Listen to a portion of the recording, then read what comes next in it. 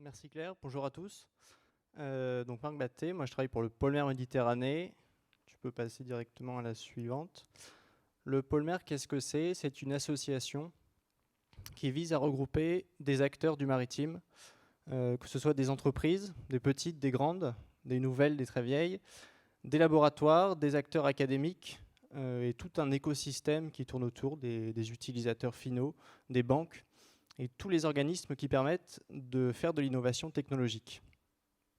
Nous, ce que l'on souhaite faire, c'est développer des nouveaux systèmes qui vont nous permettre d'être compétitifs à l'international, qui vont nous permettre d'aller plus loin, d'aller explorer des endroits qu'on n'avait jamais explorés, que ce soit des technologies qui puissent servir à tout le monde. On va permettre aussi de faire travailler les laboratoires et leurs technologies qui, on le voit, sont développées parfois dans un but seulement de recherche, mais il n'y a pas d'application. Et nous, on va être là pour faire en sorte d'avoir cette application derrière. Alors, il y a quelques chiffres sur cette slide. Ce qui est intéressant de retenir, c'est que nous, Polmer Méditerranée, on couvre toute la façade de l'Occitanie, la région sud, la Corse. Et il y a un deuxième Polmer en France qui couvre toute la façade Bretagne-Nord-Atlantique, qui sont les deux grands viviers de l'activité maritime en France. Il y a de l'activité ailleurs, je vous rassure, mais on travaille avec ces différentes régions. Voilà, donc un réseau de 450 personnes. Dans notre positionnement, on est sur plusieurs domaines du maritime. On a vraiment découpé en fonction des activités qui sont liées à la défense, qui sont liées au naval, au nautisme, à la pêche, à l'aquaculture, à tout ce qui est énergie marine renouvelable, à tout ce qui est littoraux, qui sont à valoriser, à entretenir, à protéger, et également les ports. Et donc sur ces différents domaines, on essaye d'articuler un peu nos activités autour d'axes qui sont transverses et qu'on a besoin de développer partout. Et l'un de ces deux axes, et c'est l'une des raisons pour laquelle je suis là aujourd'hui, concerne le numérique et la robotique, qui a différentes applications. Donc, on a déjà eu quelques exemples qui ont été cités précédemment, mais ce sont des éléments que l'on souhaite vraiment intégrer. Bon, je pense que vous n'êtes pas sans savoir que le numérique, le digital, c'est un élément qui est de plus en plus présent autour de nous, et c'est une bonne chose. Ça peut avoir des mauvaises dérives, mais ça apporte énormément d'un point de vue technologique. Et donc c'est pour ça que nous, on souhaite vraiment favoriser le développement de ces technologies numériques et robotiques dans le maritime. On peut passer à la suivante. Là, vous avez quelques photos. Alors, la particularité de ces engins, c'est qu'ils ont tous, peut-être une ou deux exceptions, été fabriqués en région sud ou en Occitanie. Voilà, ce sont des produits qui sont faits localement. Alors, j'ai focalisé un peu la présentation sur les drones sous-marins, mais on a également des acteurs qui font des drones de surface, des petits bateaux autonomes. Et donc là, ce que vous avez, vous avez un peu un panel des applications qu'on peut faire avec ces engins-là. Vous avez des engins qui servent, en haut à gauche, c'est un engin qui est là pour protéger les armées, protéger les populations contre les mines marines que l'on peut trouver. Donc l'engin, on va lui demander d'aller tout seul détecter la mine, la repérer, la neutraliser. Et là, on comprend bien que s'il y a une personne qui devait le faire à chaque fois, il y a une part de risque. Donc ça se fait encore, et heureusement qu'on a des plongeurs démineurs pour le faire. Mais la robotique permet d'aller traiter de ces enjeux-là. Celui du milieu en haut, c'est un tout nouveau. C'est un très gros, on appelle ça un XL UV. Voilà, c'est un très gros engin sous-marin qui est là pour faire des grandes missions. Donc ça, c'est des applications de défense militaire qui ont des idées de connaître un peu ce qu'il y a dans le fond, savoir quels sont les obstacles, quels sont les bâtiments présents, ce qui permet aussi à notre armée d'avoir une certaine puissance. Et il ne faut pas se mentir, c'est une réelle force d'avoir ici des applications militaires et civiles, parce que les deux s'entraînent mutuellement. Les militaires veulent des technologies qui viennent aller plus loin, permettent d'aller faire des missions plus longues, plus intéressantes que ce qui se faisait jusqu'à présent, et ils sont prêts à l'acheter. Et une fois que ces développements ont été faits, qu'on a passé quelques années, on peut réutiliser ces différents éléments dans des engins civils qui servent à faire de la recherche, qui servent à faire des mesures environnementales et qui vont permettre aussi de bénéficier à tout le monde à des coûts qui seront beaucoup plus avantageux. Vous avez également quelques engins de l'Ifremer, notamment au milieu, un engin qui permet de descendre à 6000 mètres de profondeur. Vous avez celui qui est à gauche, là au milieu à gauche, c'est un petit engin qui a été conçu pour suivre les plongeurs et les accompagner, pour les filmer, pour faire des photos, pour faire des petites mesures s'il y a besoin. Et si le plongeur a un problème, que cet engin puisse prévenir en surface qu'il a une avarie, qu'il faut aller l'aider. Vous avez des engins comme celui qui est en bas à gauche, qui sont des systèmes qui sont tractés par des bateaux et qui permettent de faire des mesures dans le fond des océans en déportant un peu les capteurs de la coque d'un bateau, où le bateau causerait des perturbations qui seraient un peu fortes. Là, on le déporte un petit peu, il permet de faire ces mesures. Vous avez des tout petits engins qui vont être déployés, comme celui du milieu en bas, pour aller inspecter les coques des bateaux, inspecter les hélices, aller inspecter les structures des ports, des digues, pour s'assurer qu'elles ne sont pas trop abîmées, qu'elles sont viables, et s'assurer qu'il n'y a pas de problème particulier.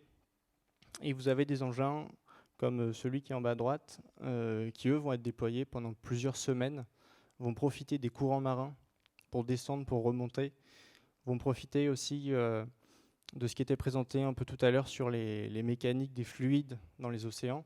Ce sont des engins qui vont nécessiter très peu d'énergie et pourront faire des mesures pendant plusieurs semaines pour permettre de mieux connaître les océans. Vous avez également les deux là qui sont sur la droite, au milieu. Ce sont des engins donc téléopérés. Vous avez vu l'Ifremer en a présenté quelques-uns. Ça sert aussi, enfin, ça sert principalement à aller faire des opérations en grande profondeur, voire en très grande profondeur. Historiquement, ça a été développé pour l'exploitation pétrolière, où on va chercher aujourd'hui du pétrole par 2000, 3000 mètres de fond. Ensuite, on creuse des puits, on traverse la roche sur encore 1000, 2000 mètres. Et c'est ce qui permet aujourd'hui d'avoir du pétrole à des coûts qui peuvent être compétitifs. Et c'est ce qui a permis aujourd'hui de continuer à en avoir.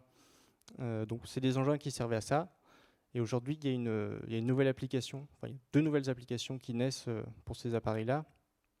L'une qui concerne tout ce qui va être l'implantation d'éoliennes en mer, où les océans sont des véritables filons pour implanter des éoliennes qui seront de très grande dimension, qui vont fournir du courant électrique en grande quantité et sans perturber autant le milieu que les éoliennes terrestres. Mais ces éoliennes qui sont en pleine mer, il faut aussi s'assurer qu'elles sont bien accrochées, qu'elles ne vont pas dériver, qu'elles ne vont pas aller impacter sur la pêche, sur les stocks des populations de poissons. Donc on peut aussi envoyer ces robots-là. Il y a un autre sujet qui est très d'actualité en ce moment, qui consiste à essayer de connaître un peu mieux les fonds marins. Si vous cherchez bien, vous allez pouvoir trouver facilement sur Internet des cartes de la surface de la Lune, de la surface de Mars. On connaît la position des cratères, on connaît ces planètes. En tout cas, de loin, on les a cartographiées. Le fond des océans, on connaît pas plus de 30%. Et donc, il y a un intérêt aujourd'hui, si on veut se projeter un peu dans l'avenir, si on veut savoir quels vont être les impacts du réchauffement climatique, où sont les ressources biologiques marines qu'on a besoin de protéger, il y a un intérêt à pouvoir déployer des petits engins comme ça, qui vont aller se balader dans le fond, faire une cartographie, et qui nous permettront de mieux connaître ce milieu qui est encore très inconnu et qui a beaucoup de choses à préserver. On peut passer à la suivante. Donc ça, c'est une planche. Bon, il y a quelques logos qui manquent. En gros, ça, c'est pour vous parler vraiment du poids de la robotique en région sud, en région Occitanie. Vous avez des entreprises qui font des robots, qui font des capteurs que l'on met dans ces robots, qui font des solutions pour les mettre à l'eau, les récupérer. Vous avez des entreprises qui sont des utilisateurs, du côté de la défense, du côté du civil, de ces engins-là. Donc là encore, c'est que des acteurs qui sont locaux. Et puis vous avez le volet recherche qui est très important, parce que c'est là que viennent les nouvelles briques, c'est de là que viennent les nouveaux développements de ces appareils. Et donc tout cet écosystème, l'idée c'est vraiment de faire travailler tout ce monde ensemble. On peut passer à la suivante, je vais parler très rapidement dessus. Ça c'est pour vous dire tout ce qu'il y a dans un robot, tout ce qu'il faut développer. Un robot, il faut qu'il puisse se positionner, qu'il puisse se diriger, qu'il puisse naviguer, seul ou pas seul, ça dépend de ce que l'on veut en faire. Il faut qu'il embarque de l'énergie, parce que c'est bien beau d'avoir des engins comme ça qui sont en pleine mer, mais il faut penser à l'énergie à bord. Et l'énergie, c'est assez rare, donc en utilisant des batteries, en utilisant des piles à combustible, c'est aussi des sujets. Vous avez peut-être entendu parler d'hydrogène, ce sont des choses qui arrivent et qui sont en train de se développer, qui l'ont été par le passé, qui sont réutilisées. Un robot, c'est également des aspects matériaux assez importants. Si vous faites descendre un engin à 2000, 3000, 5000 mètres de fond, vous allez descendre à 500 fois la pression qui s'exerce sur vous, à pression ambiante. Donc il faut que ce soit des matières qui soient résistantes, mais qui en même temps soient légères, pour consommer moins d'énergie en les transportant. Et je vais me dépêcher pour terminer. Un robot, c'est aussi des capteurs. Ça, c'est vraiment l'élément central. Des capteurs qui vont permettre de connaître l'état des océans, la température, la pression, de faire de l'imagerie, de faire toutes ces choses pour lesquelles on va utiliser cet engin et qui nous permettront de mieux connaître notre océan. Et puis, c'est également des solutions de communication pour faire communiquer le robot avec la surface. Quand on est au fond de l'eau, c'est pas du tout la même façon que quand on est en surface. Et puis, savoir les retrouver si on les perd. Donc voilà, c'est un peu tous ces aspects-là. Et c'est ce sur quoi travaillent tous les industriels, travaillent les laboratoires. Et on peut passer à la suivante, qui sera ma dernière slide. C'est quels sont les enjeux maintenant? Qu'est-ce qu'on a besoin de continuer à faire pour continuer à utiliser la robotique à grande échelle, pour mieux connaître les océans, pour faire ça de manière plus économique, plus durable? Il y a une notion d'autonomie qui est assez importante. On veut que ces engins puissent se balader seuls. Yann en a parlé un petit peu. Si on veut cartographier une épave aujourd'hui, il faut qu'il y ait une personne à bord qui pilote le robot à chaque moment. Donc ça peut être très long. Là, l'idée, ça serait d'envoyer des engins et qu'ils puissent tout seuls reconnaître le milieu, faire les cartes. Et quand ils ont fini, ils reviennent en surface, on les récupère.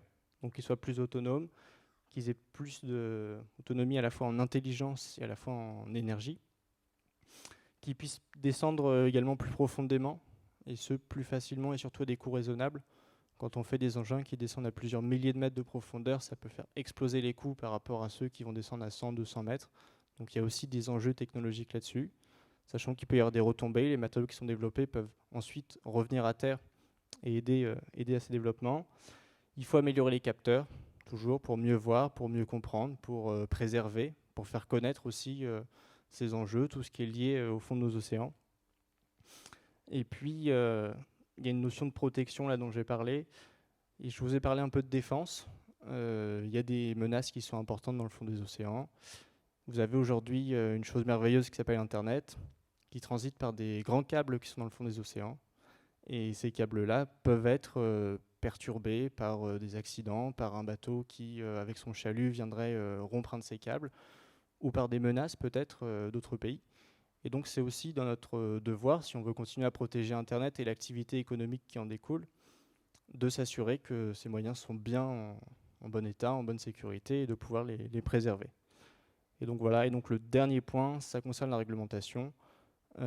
Aujourd'hui, c'est un sujet qui est en pleine évolution. Pour faire naviguer des engins tout seuls sous l'eau ou en surface, ça présente évidemment des risques et des dangers pour la navigation d'autres appareils. Et donc, on doit s'assurer de faire ça intelligemment. Donc là, la France est aussi un territoire qui est bien placé là-dessus parce que vous avez des discussions qui sont en avance par rapport à certains autres pays sur la réglementation de ces engins. Voilà, c'est un peu tous les enjeux de la robotique. Je vous remercie pour votre attention.